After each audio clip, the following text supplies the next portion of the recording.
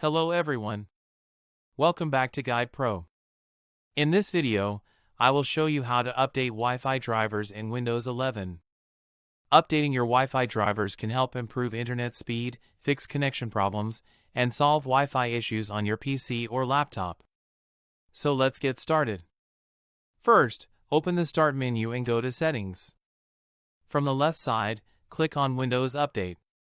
Now tap on Check for Updates.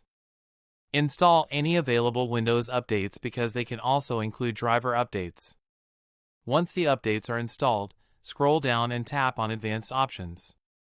Now scroll down again and click on Optional Updates. Here, you may see driver updates available for your Wi-Fi adapter. Install any available driver updates from here.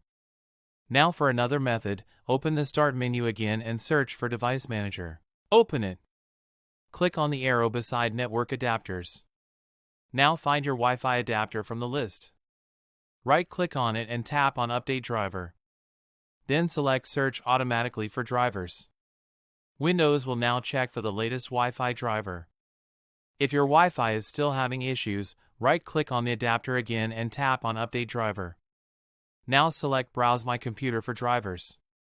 Then tap on Let me pick from a list of available drivers. Select the latest version from the list and tap Next. Windows will now install the updated Wi-Fi driver.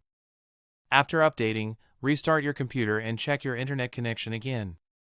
So this is how you can update Wi-Fi drivers in Windows 11.